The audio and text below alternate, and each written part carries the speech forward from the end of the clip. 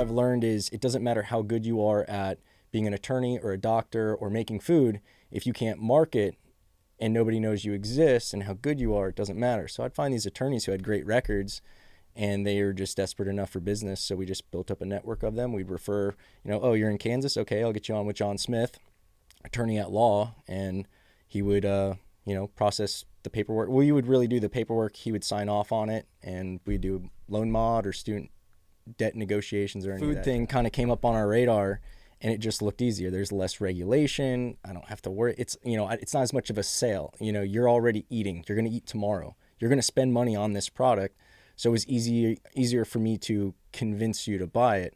Whereas like auto warranties or debt settlement or any of that stuff, I've got to convince you to do it. There's no necessity. There's not as much of an impending event for you to pull the trigger. Health, they just want to make sure that your kitchen's up to standard, that they'll come in and do, like, if you look up our health inspection records, they're like pristine. Like, they love us because we go above and beyond, and when they come in, it's almost like they're just there to say hi, and they're just like, I know you guys already know what you're doing. Like, I've never found something. It's like they'll find the paper towel dispensers empty every once in a while, but we've never had any major violations.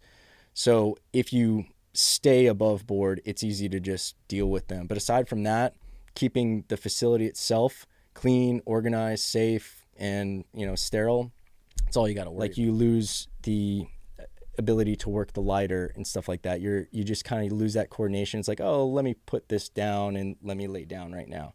So you try to take in as many hits as possible. And I've seen videos where people have like a buddy help them, or they're lighting, like, take another one, come on, man. So you can break through. Because if you take one hit, you'll see some visuals and you have a cool experience, but it's like you're in the waiting room. You're not in the real show yet.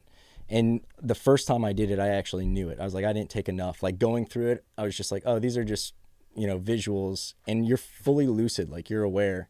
I'm just like, okay, I'm just going to ride this out. I got to do more. And I just watched the show and really pretty lights and shapes and stuff. Like, is that what you were just saying, like shapes? The most complex geometrical shapes that were like fourth dimensional kind of stuff, where they're just like either opening up from each other, like a hypercube is a fourth dimensional shape. Okay, so you're familiar. So it's like hypercubes opening up, and these columns and pillars of all these patterns that were changing. And the first time when I knew I didn't do enough, I was like in this kind of room where it's just a massive room and patterns everywhere.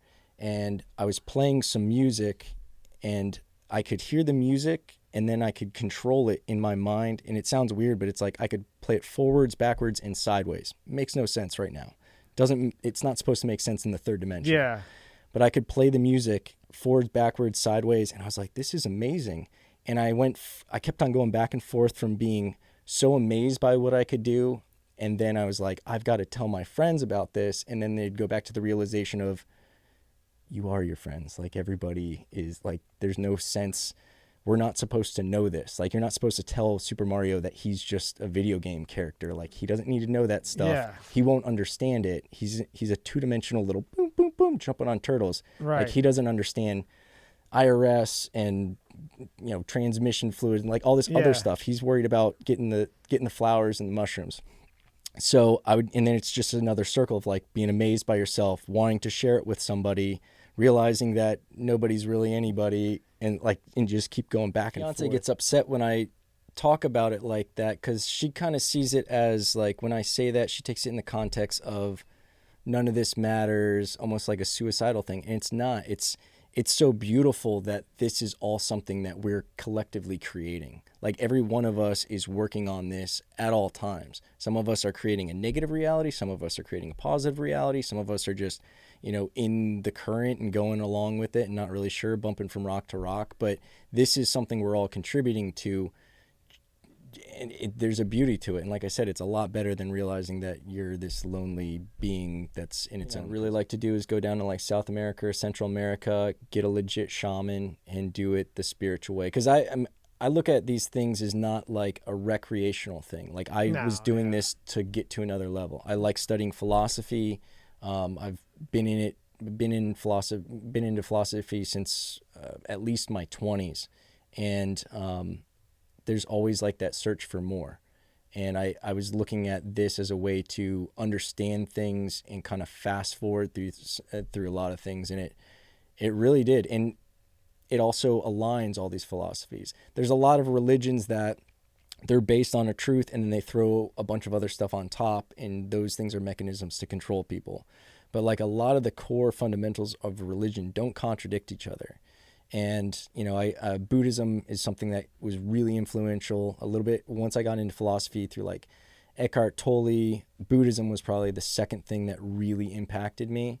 And the reincarnation idea and everything, it kind of fits with this. It's just not articulated the same way. The way I tell people that religion is basically, we have these allegories and these stories because they're a way to tell a very primitive brain these abstract concepts. You have to like anthropomorphize everything so that people are able to like understand. So it's like, okay, I can't talk about a consciousness or this omnipotent presence. Let me make it a guy. Because, oh, you know what a guy is. Well, imagine there's a guy who's in the clouds. It's like Santa Claus, but for adults. There's some guy at the top of the world who can see everything that you're doing, and at the end of an amount of time that you can understand, you're either going to get fire, coal, or you're going to get the stuff that you want. That's a good analogy. You know? Yeah, if you behave for the year, you get presents. If you don't, you get bricks, so coal. Imagine going back 5,000 years and trying to explain to some sheep herders who don't know how to read, like, what all this is, and you're going to have to come up with, like, okay, the thunder... Okay, yeah, that's when he's mad. Okay, whatever you say. It's just like, he'll get you. He's watching, you know, like that kind of stuff. And it's so much more than that, but it's hard to articulate.